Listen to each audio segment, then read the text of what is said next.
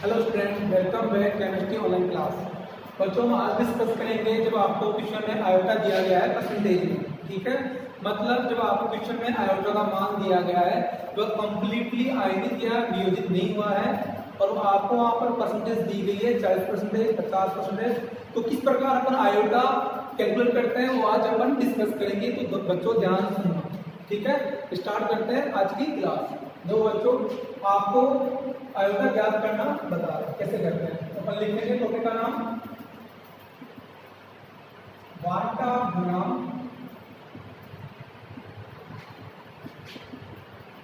Iota तथा आयनन, इसी को बोलते हैं वियोजन की मात्रा अल्फा के मध्य संबंध। ठीक है स्टूडेंट्स, हमारा आज का टॉपिक है वाटा गुणांक तथा आयन की मात्रा अल्फा के मध्य संबंध। ठीक है, आपको यहाँ पर क्वेश्चन में अल्फा का मान मिलेगा परसेंटेज में, वो 100 नहीं होगा, 100 से अलग होगा। तो उस समय अल्फा कैसे ज्ञात करते हैं, चलो डिस्कस करते हैं आगे। माना कोई कंपाउंड ए है, जब आप इसे डिजोल्व करते हो जल में तो यह उसके अपने बी आयनों में टूट जाता है।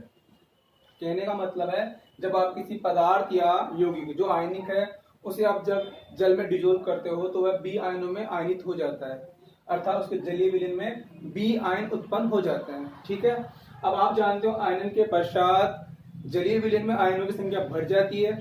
मतलब एग्जाम्पल लेके समझते हैं, जैसे अपने पास कंपाउंड है NaCl, जब आप इसे डिजोल्व करोगे जल में तो बनेगा Na+Cl-,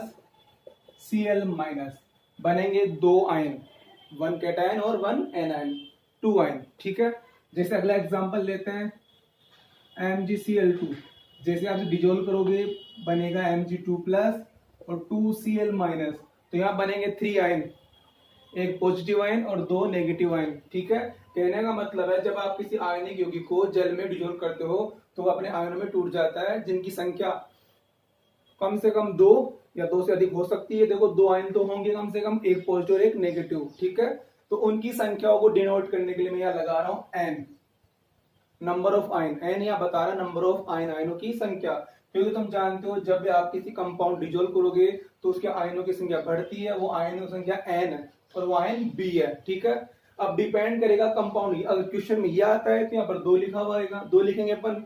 कंपाउंड ये है तो यहाँ पर 3 लिखेंगे। ठीक है, जो आपको प्रश्न में दिया जाएगा उस अकॉर्डिंग आप लिखोगे। अभी मुझे पता नहीं है कौन सा कंपाउंड है, तो मैं मान रहा हूँ सबके लिए कॉमन n है नंबर ऑफ आयन। ठीक है, समझ में आया आपको? ठीक है, अब आगे अपन ज्ञात करेंगे आयोटा का मान ज्ञात करेंगे अल्फा के पदों में, जब आपको अल्फा दिया है परसेंटेज में। ठीक है, अब स्टार्ट करते हैं। देखो सामने प्रारंभ में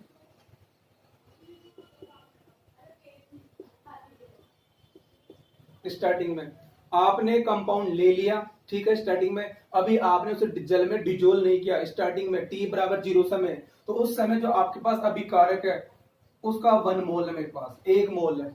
ठीक है, जैसे आपने NaCl 1 मोल ले लिया, उसे वाटर में डिजोल्व नहीं किया तो आयन नहीं बनेंगे, क्योंकि आपने भी ओनली NaCl लिया है, जल में डिजोल्व नहीं किया। तो उत्पाद जो आयन आएंगे वो होगा 0, आयनों की संख्या होगी 0। ठीक है, जैसे ही आप उसे जल में डिजोल्व करोगे तो कुछ समय पश्चात वो आयनित होगा, आयनों में टूटेगा। तो आयनन के पश्चात, अब आयनन के पश्चात क्या होगा, माना NaCl का 10% जल में आयनित हो गया, 20%, 30%, तो अभी कंफर्म नहीं कितना परसेंट होगा, तो हम उसकी मात्रा को मानो अल्फा, माना अल्फा टूट गया, NaCl अल्फा टूट के किस में बदल गया, उत्पाद में।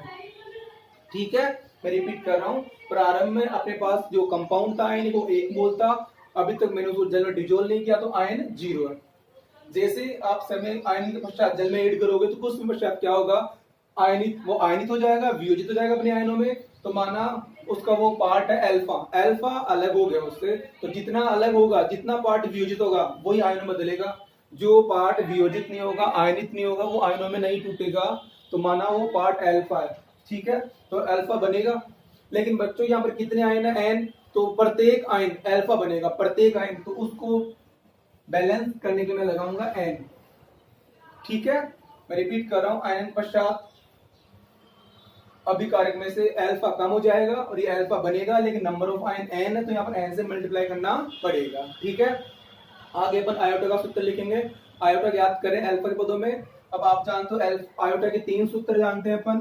पहला अनुभार से संबंधित था, दूसरा अणुसंघ गुणधर्म संबंधित था, और तीसरा जो था वो आयनीय संगुणन से संबंधित था। तो यहाँ पर अपन आयनन कर रहे हैं तो सूत्र लिखेंगे आयोटा बराबर आयनन के पश्चात कणों, ये अपन बोलेंगे मोलों की संख्या डिवाइड आयनन के पूर्व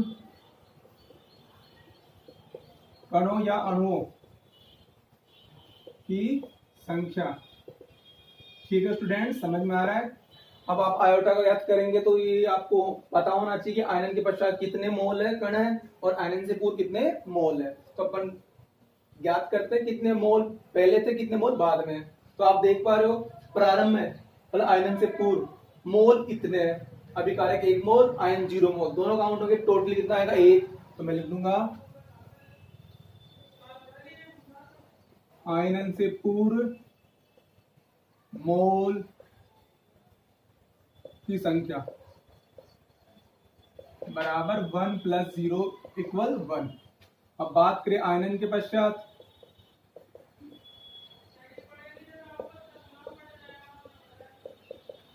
तो बच्चों देख रहे हो आप 1 - alpha plus n alpha, total आएगा 1 - अल्फा प्लस n अल्फा। ठीक है, अब दोनों के मान पुट कर देंगे सूत्र में, तो आयोटा बराबर ऊपर रहेगा 1 - alpha plus n alpha upon 1। ठीक है, समझ में आ रहा है आपको। आयोटा ज्ञात करने के लिए दोनों का मान पुट कर दिया। अब इसको आगे अपन सोल्व करेंगे। एक बार आप यहां तक लिख लीजिए। ठीक है, लिखने से पहले एक बार रिपीट कर देता हूं। आपके पास माना कोई कंपाउंड ए है आयनिक, जैसे आप उसे जल में डिजोल्व करोगे वह बी आयनों में टूट जाएगा और आयनों संख्या है n है नंबर ऑफ आयन, आयनों की संख्या। प्रारंभ में क्या होता है, आपने वो कंपाउंड लिया है, जल में डिजोल्व नहीं किया है तो आयन नहीं बनेंगे, आयन उत्पन्न नहीं होंगे। तो प्रारंभ में अभिकारक 1 मोल है, आयन 0 है। ठीक है, अब देखो सामने आयनन के पश्चात क्या होगा, जब आप उसको जल में डिजोल्व करोगे तो उसका कुछ पोर्शन आयनित हो जाएगा, टूट जाएगा, और वो अल्फा है। और यहाँ पर आपको हमेशा क्वेश्चन में अल्फा परसेंटेज मिलेगा। ठीक है, अगर 10% है 10/100, 20 तो 20/100। ठीक है, और जितना वियोजित होता है भाग उतना ही आयन बनता है, और आयन कितना n, तो n से मल्टीप्लाई करना पड़ेगा n अल्फा। ठीक है, अब आयोटा याद करते हैं। आयोटा सूत्र क्या होता है, आयनन के पश्चात कणों की संख्या बटे आयनन से पूर्व कणों की संख्या। तो पूर्व है 1 और पश्चात 1 - अल्फा प्लस n अल्फा, दोनों का मान पुट कर दिया। इसको अपन आगे सोल्व करेंगे और आयोटा का सूत्र ज्ञात करेंगे जो आपके क्वेश्चन में काम आएगा। उसके बाद जब अगला टॉपिक पढ़ेंगे वह आएगा वांटा गुणांक संगुणन की मात्रा। अल्फा अल्फा ही रहेगा लेकिन संगुणन रहेगा, उसमें सूत्र लगाएंगे संगुणन पश्चात कणों की संख्या बटे संगुणन के पूर्व कणों की संख्या। ठीक है, आप इसको नोट कर लीजिए। ठीक है,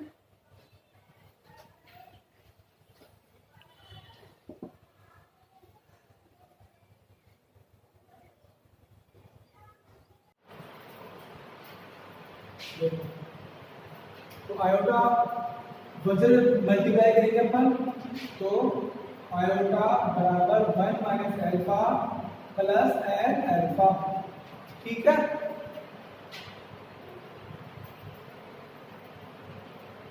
ठीक है, अब आप इस 1 को इस तरफ लेके आ जाओगे क्योंकि मेरे पास दोनों राशि अल्फा की है, तो यहाँ पे अल्फा को माना जाएगा। तो 1 को मैं किस तरफ लेके जा रहा हूं, मतलब बाई तरफ लेके जा रहा हूं। 1 - आयोटा -1, क्यों 1 पॉजिटिव है तो जाकर नेगेटिव हो गया, equal -alpha plus n alpha. इसको मैं ऐसे लिख सकता हूं n अल्फा माइनस अल्फा। ठीक है, नो डाउट, क्योंकि ये मान माइनस में है, ये मान प्लस में है, तो पॉजिटिव मान मैंने पहले लिख दिया, माइनस मान मैंने बाद में दिया, कोई दिक्कत नहीं है। अब यहाँ पर अल्फा कॉमन लेंगे अपन, n - 1। ठीक है, तो जो लास्ट में आंसर आपके पास आएगा वो होगा अल्फा बराबर आयोटा -1 बटे n माइनस 1। ये लास्ट में आपका सूत्र आया है, वो आपके लिए इंपॉर्टेंट है। जब भी आपको क्वेश्चन में अल्फा की परसेंटेज मात्रा दी गई हो तो आप यहां से आयोटा ज्ञात करोगे और सूत्र में पुट करके वैल्यू डिटरमाइन करोगे, वैल्यू का पता करोगे। ठीक है, आप डायरेक्ट आयोटा का मान नहीं लिख सकते क्योंकि जो भी पूर्णतया आयनिक नहीं है वहां पर आपको परसेंटेज दी गई है। अगर उसमें लिखा होता पूर्णतया आयनिक हो गया तो जो आयनों संख्या होती है, नंबर ऑफ आयन होता है, वही आयोटा होता है। लेकिन जब कंप्लीटली आयोनाइजेशन नहीं है, डिसोसिएशन नहीं है, तो आपको आयोटा इस सूत्र से ज्ञात करना पड़ेगा। ठीक है, अभी आगे इस पे आधा क्वेश्चन डिस्कस करेंगे जिससे आपको अच्छे से आयोटा ज्ञात करना आ जाएगा। ठीक है, तो आप इसे नोट कर लीजिए, आगे क्वेश्चन लेके इसको समझेंगे। ठीक है, ऐसा पर एक सूत्र और डेरिवेटिव करेंगे, वहां होगा समूह की मात्रा। क्योंकि क्वेश्चन में आयन के अलावा समूह भी हो सकता है, तो वहां पर आयोटा कैसे ज्ञात करते हैं वो अपन आगे डिस्कस करेंगे और अपना अगला पॉइंट होगा। ठीक है, तो मैं क्वेश्चन ले रहा हूं, ध्यान सुनना।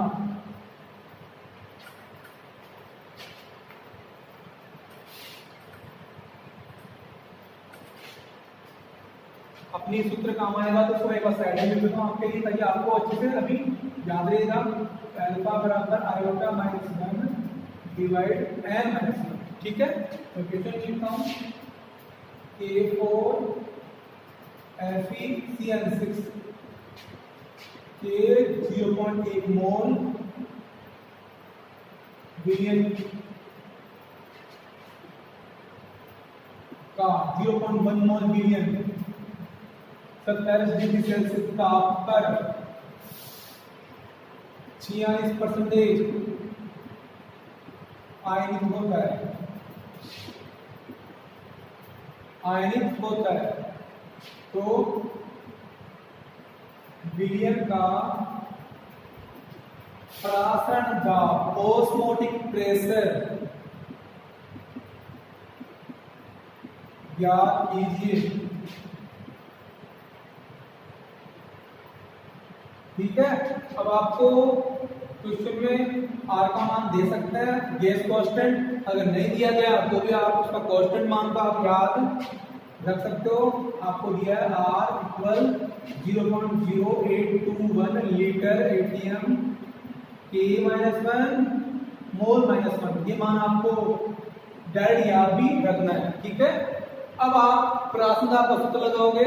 अब आपके पास प्रासंग दाब के दो फॉर्मूले हैं, पहला पाई बराबर CRT, सेकंड का पाई बराबर WB/RT अपॉन MB/V। अब आपको पर्सन में 0.1 मोल ग्राम मात्रा नहीं दी है, आपको सांद्रता मिली है मोल। ठीक है, या फिर आप कर सकते हो 0.1 मोल m करो। ठीक है, तो आपको पर्सन में सांद्रता दी गई है। ठीक है, तो सूत्र लगेगा गुप्त बराबर। ठीक है, लेकिन मैंने बताया था अपन ही पढ़ा था असामान्य अनुभार में, एक टॉपिक पढ़ा था, टॉपिक असामान्य अनुभार। जब आपने वहां पर दो मान निकाले थे, प्रेक्षित और सैद्धांतिक, तो दोनों के मान में डिफरेंस आता था, कारण आयन या समूहन। तो यहाँ पर आप ये सूत्र से अगर आप जो मान ज्ञात करोगे वह मान राइट नहीं आएगा। उस मान को राइट करने के लिए आपने प्रत्येक सूत्र में आयोटा इंक्लूड किया था, आयोटा से मल्टीप्लाई किया था ताकि उसका राइट मान आ सके। और यहाँ लिखा आयनिक तो आयोटा लगाना ही है, तो आयोटा। अब आयोटा अगर इसमें परसेंटेज नहीं होता तो आप पुट करते 415। ठीक है, लेकिन यहाँ परसेंटेज है तो आपको पहले आयोटा ज्ञात करना पड़ेगा। ठीक है, तो आपने इसको लगाया पाई बराबर ICRT। अब आपके पास आई का मान नहीं है तो पहले आप आई ज्ञात करोगे, तो आयोटा ज्ञात करेंगे उस सूत्र से। मेरे पास अल्फा बराबर iota minus 1 divide n minus 1। ठीक है, अब आपको अल्फा दिया है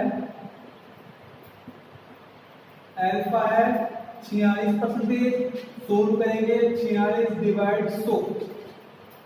n का मान n है नंबर ऑफ आयनों की संख्या, और ये 1 5, क्योंकि कभी अलग नहीं होता, तो 5 पुट करेंगे तो अल्फा इसी पुट करना 46 बटे 100 इक्वल आयोटा माइनस 1 बटे 5 माइनस 1, तो आएगा 46 divide 100 equal 1 minus iota minus 1 upon 4, या फिर आप इसको जब सोल्व करोगे दैट सोल्व कर देंगे तो उससे मिलने में आएगा 0.46, ठीक है। इसको आगे सोल्व करते हैं अपन, मल्टीप्लाई करेंगे iota minus 1 equal 0.46 into 4 iota minus 1 बराबर, सोल्व करेंगे उसको तो 6 चौका 24, 2 कैरी हो जाएगा, 16 और 2 18, तो आपके पास आंसर है 1.84, ठीक है। रिपीट कर रहा हूं, जब आप 0.46 को 4 से मल्टीप्लाई करोगे तो वैल्यू आएगी 1.84, और आयोटा आएगा, आप इसको उस तरफ ले जाओगे तो पॉजिटिव मान आएगा, तो इसमें 1 से 8 हो जाएगा, अपने पास आयोटा आएगा 2.84। अभी आपने आयोटा ज्ञात किया है, इस आयोटा को पारसंदाब के सूत्र में पुट करेंगे, तब जो वैल्यू आएगी वो पारसंदाब की राइट वैल्यू होगी, ठीक है। आप इसे नोट कर लीजिए। उसके बाद अपन इस आयोटा की मान से ज्ञात करेंगे प्रासंदाब, ठीक है। कोई डाउट नहीं आपको?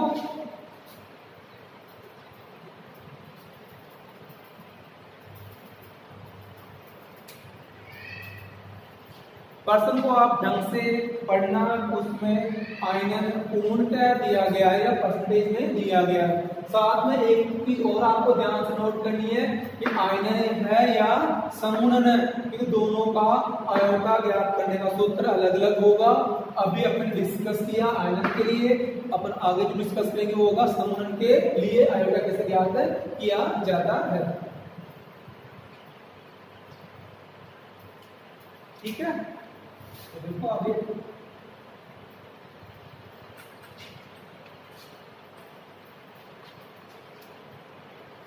ज्ञात करेंगे प्रासरण दाब। अब आपके पास C का मान दिया है 0.8 m, R का मान दे रखा है, जैसे आपको याद भी है R कांस्टेंट होता है, गैस कांस्टेंट, इसका मान फिक्स है, ठीक है। एटीएम बोलते हैं बॉइलिंग एटमॉस्फेयर।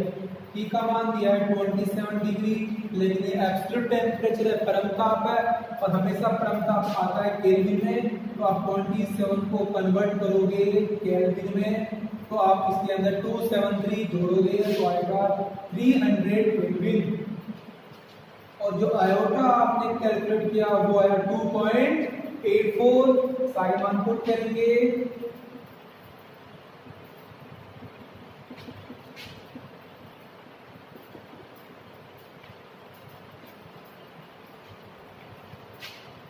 सोल्व करेंगे, इसको मैं हल कर रहा हूं।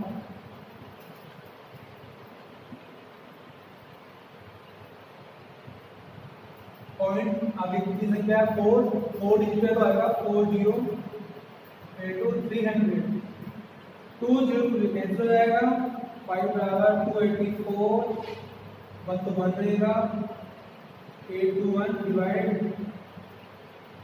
40 और 1 मल्टीप्लाई करेंगे तो आएगा 5, ठीक है। तो आपका आंसर आएगा लगभग 6.99 ATM, ठीक है। तो पाई का मान आएगा 6.99 ATM, ठीक है। ये अपने क्वेश्चन डिस्कस किया, कोई दिक्कत नहीं आपको। जब आपको अल्फा मिलेगा परसेंटेज में तो सबसे पहले आप आयोटा याद करोगे अलग से, उसके बाद जो आपको पूछा है, जो अनुसंधि रूप में पूछा है, चाहे गौतनाम उन्नयन हो, चाहे दिमाग का अवनमन हो, चाहे द्वारदाब का अपेक्षिक अवनमन हो या प्रासंदाब हो, उसका जो सूत्र पर्टिकुलर फॉर्मूला का स्टैंडर्ड फॉर्मूला होता है वो आप अप्लाई करोगे, साथ में आयोटा आएगा क्योंकि क्वेश्चन में आयनन का जिक्र किया गया है। अब आयोटा पहले ज्ञात करोगे सूत्र से, उसके बाद पुट करके आप मॉलिक्यूलर प्रॉपर्टी ज्ञात कर सकते हैं, ठीक है। ठीक है, आप इसको नोट कर लो। उसके बाद अपन आगे डिस्कस करेंगे समूह की मात्रा और आयोटा में संबंध। ठीक है बच्चों, आप वीडियो को पॉज करके स्क्रीनशॉट भी ले सकते हो अगर आपको नोट करने में ज्यादा समय लग रहा है तो।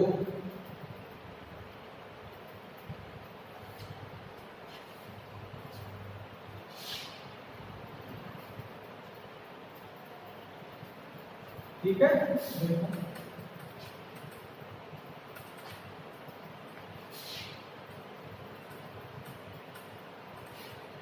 देखो सामने अगला वर्ग है वाटा गुना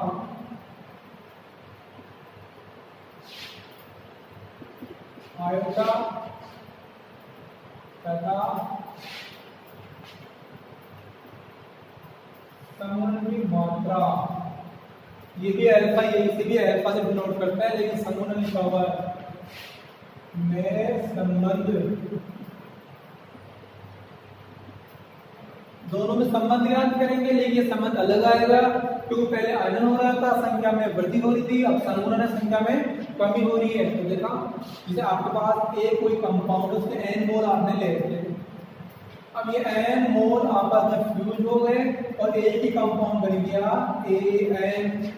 जैसे मेरे पास फॉस्फोरस के 4 मोल है, 4 अणु है, जब इनको सम्मिलित करेंगे तो बनेगा P4।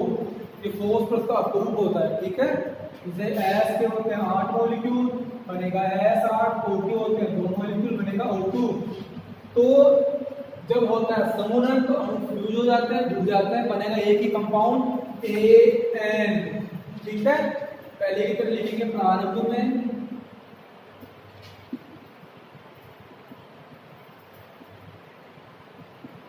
1 मोल लेंगे स्टार्टिंग में, इसका 0 मोल है। उसके बाद संगुणन के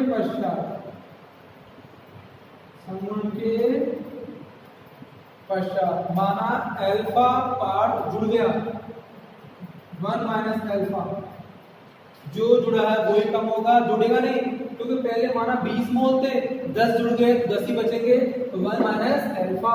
और यहाँ पर जितना जुड़ेगा वही मान आएगा, लेकिन यहाँ पर जो आयनिक संख्या वो नीचे है तो जाएगा भाग में अल्फा बटे n। जो मान होगा उसमें n का भाग लगेगा। यहाँ पर अणु जुड़ के 1 हो रहा है तो अल्फा बटे n, पहले मल्टीप्लाई हो रहा था n a, तो आपने मल्टीप्लाई किया, इस बार नीचे भाग लगाएंगे अल्फा बटे n। अब आप आयोटा याद करोगे उसके अकॉर्डिंग, तो पहले लिखेंगे संगुणन के पश्चात मोल या अणु संख्या,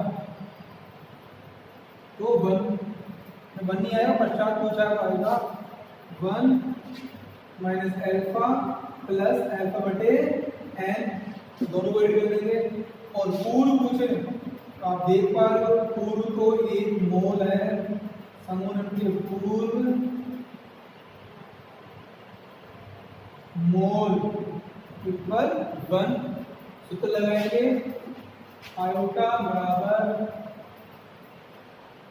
संगुणन के पश्चात मोलों की संख्या डिवाइड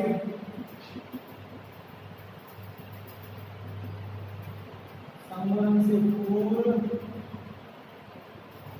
मोलों की संख्या।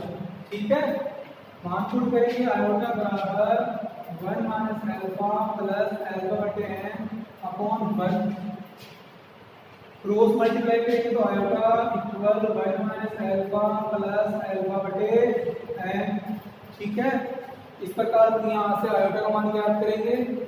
तो आप पहले इसको नोट कर लो या इसका स्क्रीनशॉट ले सकते हो ताकि अपन आगे इसको अच्छे से सोल्व कर पाएंगे। ठीक है,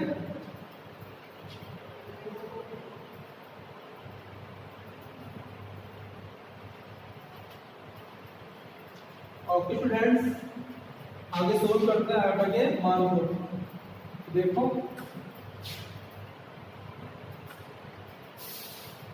अब आप इस पूरे को n से मल्टीप्लाई कर दो, तो हम बोलेंगे n से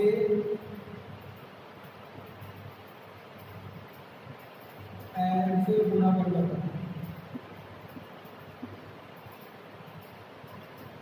समीकरण को n से गुणा करने पर तो n आई बराबर n 1 minus alpha plus n alpha बटे n, तो n से n कट जाएगा, माइनस n आई बराबर n 1 माइनस अल्फा प्लस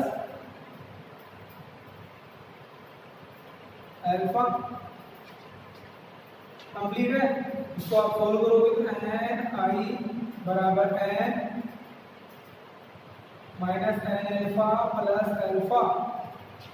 अब इस n को आप इस तरफ लेके आओगे, ये दोनों मान इसमें कॉमन आ जाएगा अल्फा, n आई माइनस हो जाएगा माइनस n इक्वल, इसको वैसे लिख रहा हूँ, कोई दिक्कत नहीं है।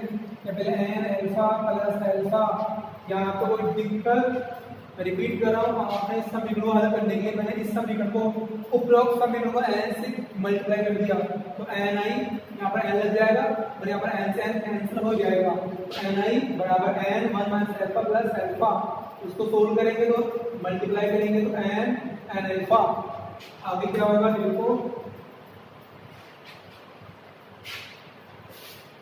यहाँ से n कॉमन आएगा, आयोटा माइनस 1, इसको मैं वैसे लिख रहा हूँ, पहले पॉजिटिव भाग तो बाद में नेगेटिव भाग, तो n आयोटा माइनस 1 यहाँ कॉमन आएगा अल्फा 1 माइनस n, तो अल्फा आपके पास बन आएगा n bracket iota minus 1 upon 1 minus n, जो फॉर्मूला आपके पास उससे आप आयोटा याद करोगे। आपके पास जो पहले फॉर्मूला आएगा वो ये था, आयोटा माइनस 1 n माइनस 1, तो आपको फॉर्मूला डायरेक्ट याद करना है। ये फॉर्मूला एक जैसे लग रहे हैं, यहाँ पर संख्या कम हो जाती है तो n आगे और नीचे इसका रिवर्स है, n माइनस 1, यहाँ पर 1 माइनस n, तो जैसे भी हो आप इनका मान डायरेक्ट याद करोगे और याद करना भी आपको आना चाहिए। वैसे आपसे डेरिवेशन कभी नहीं पूछते, आपको डायरेक्ट क्वेश्चन मिलेगा तो आपको डायरेक्ट फॉर्मूला याद होना चाहिए आनंद के लिए और संगुणन के लिए, ठीक है। आप इसका स्क्रीनशॉट ले सकते हो। लगभग ये चैप्टर कंप्लीट हो गया है, कुछ क्वेश्चन बचे हैं बुक के, वो आप उनको सोल्व करोगे, ठीक है। सोल्व करने से पहले आप चैप्टर को अच्छे से लर्न करोगे, जितने भी फॉर्मूला है, जितने भी थ्योरी है उन सबको अच्छे से रीड करोगे, उसके बाद क्वेश्चन पढ़कर अप्लाई करोगे फॉर्मूला को और क्वेश्चन का आंसर सोल्व करोगे।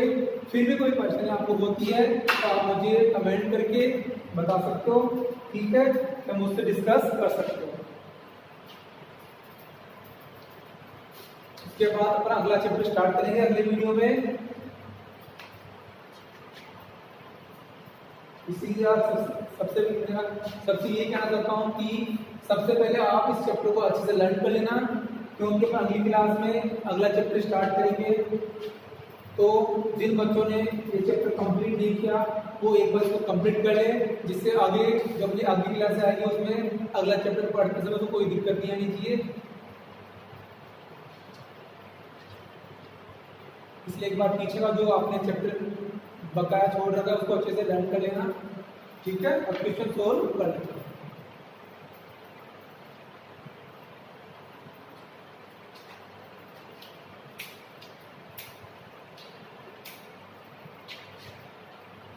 ओके, देखो स्टूडेंट्स, सामने देखना, लास्ट में कुछ डिस्कस कर रहे हैं, कुछ क्वेश्चन डिस्कस करना और कुछ क्वेश्चन आपको फिर बुक से पढ़कर सॉल्व करोगे, ठीक है। देखो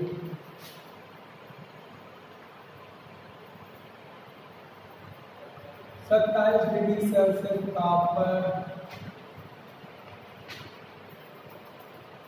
ग्लूकोज HCl MgCl2 के 0.8 m स्मॉल है कैपिटल है सांद्रता है बिलियन को अवधान ओनियन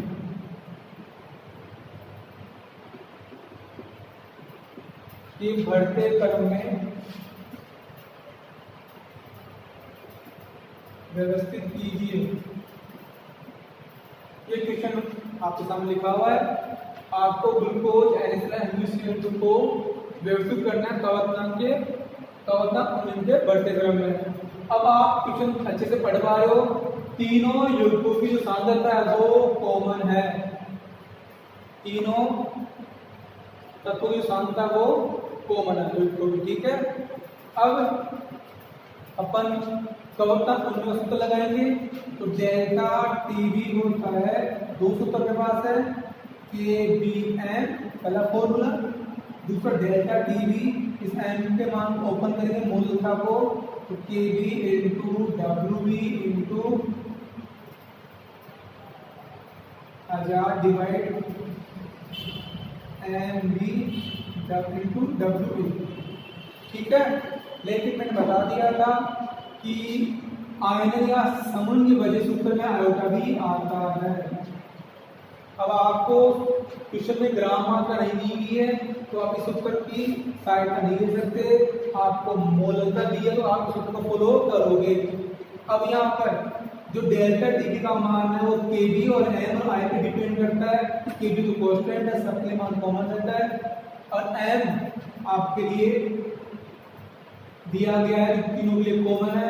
तो यहाँ पर दो फैक्टर कैंसिल हो जाएंगे, दोनों से डेल्टा टीबी का मान आप डिटरमाइन नहीं कर सकते किसका मान ज्यादा होगा डेल्टा टीबी का, तो बचा आपका आयोटा।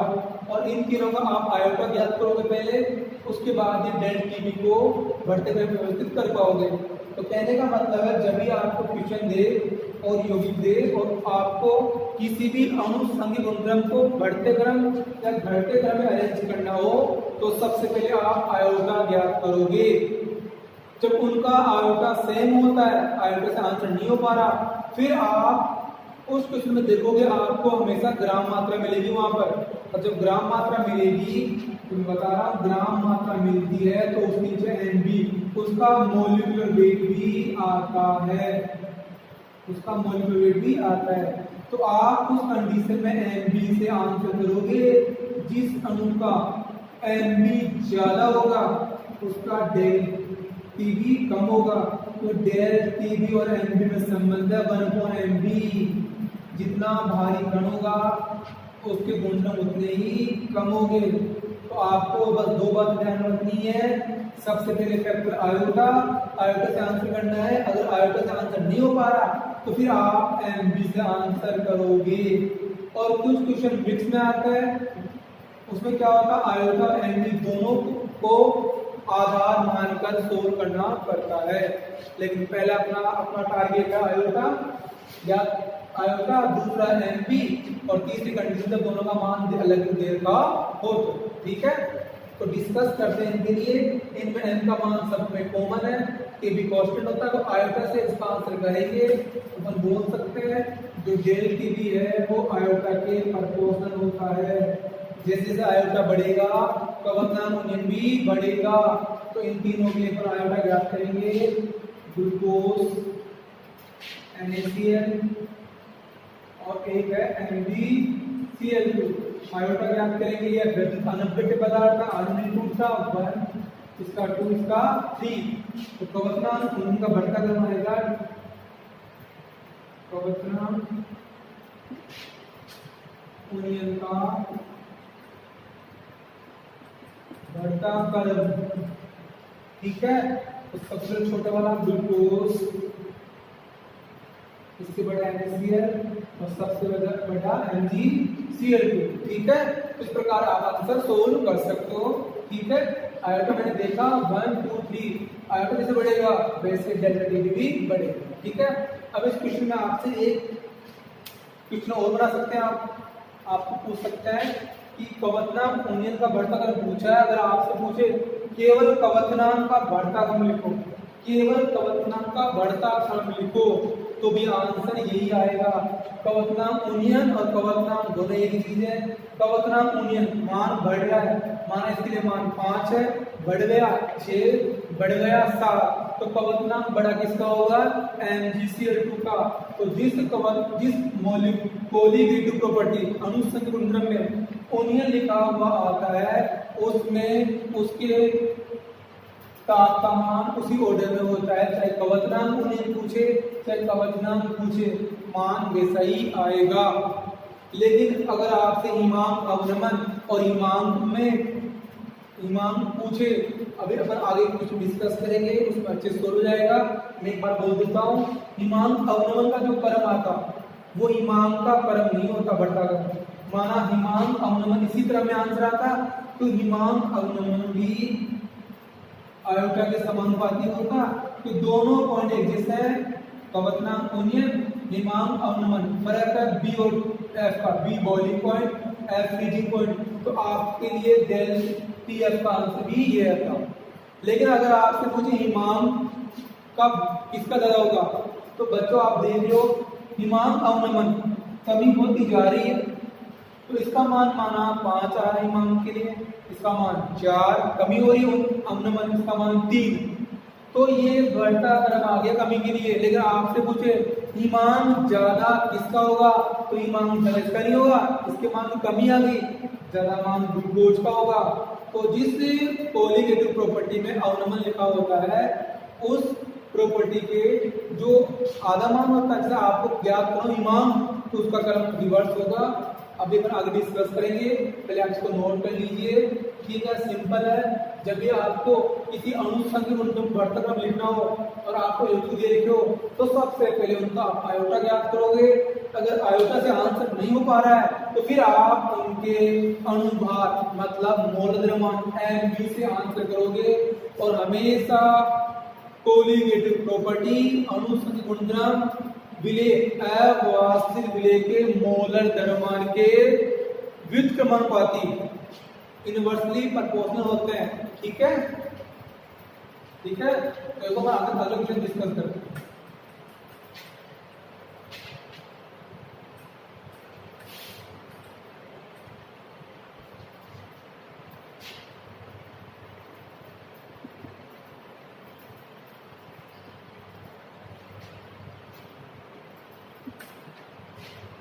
यूरिया MgCl2 और AlCl2 एक 0.2 m विलयन को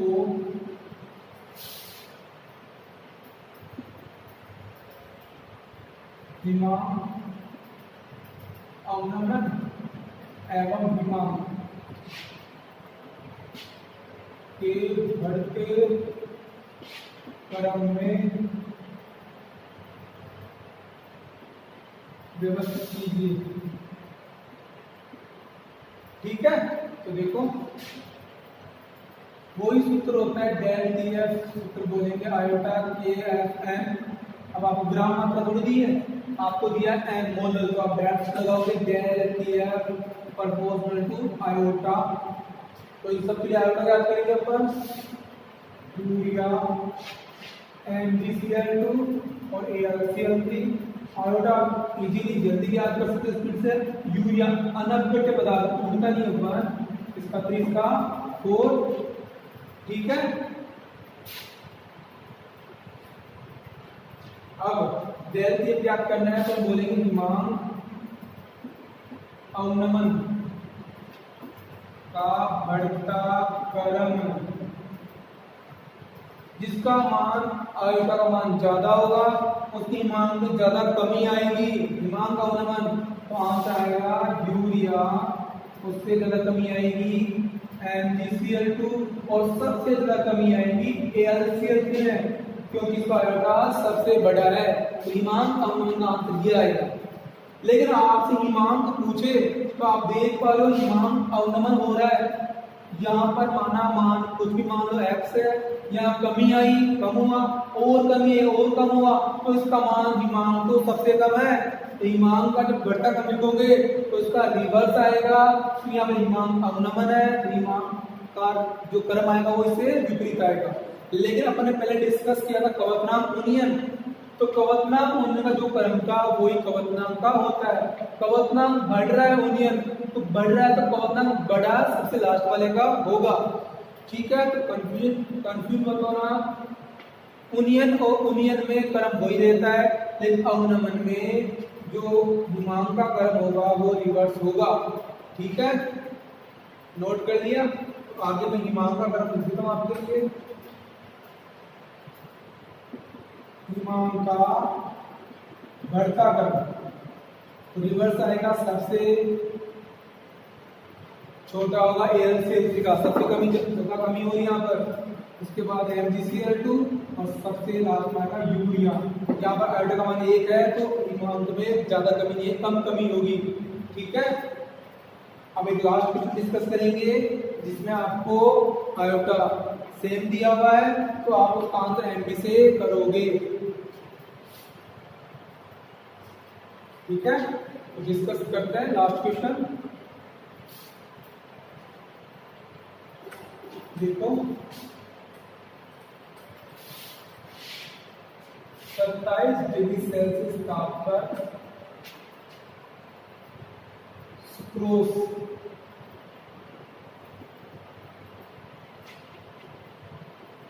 फॉर्मूला होगा C12H22O11, ग्लूकोज C6H12O6 एवं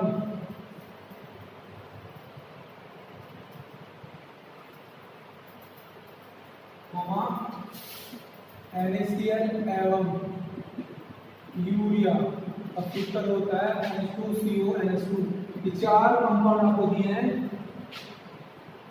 ताप पर के 0.2 ग्राम, और ग्राम मिला है, मोल नहीं मिला, तो 250 ml विलियन में घोला जाता है।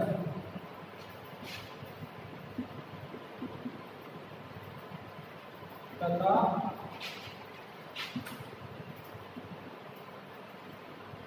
जिनका पुरासरण दाब क्रमशः π1, π2, π3 और π4 है, तो परासरण दाब का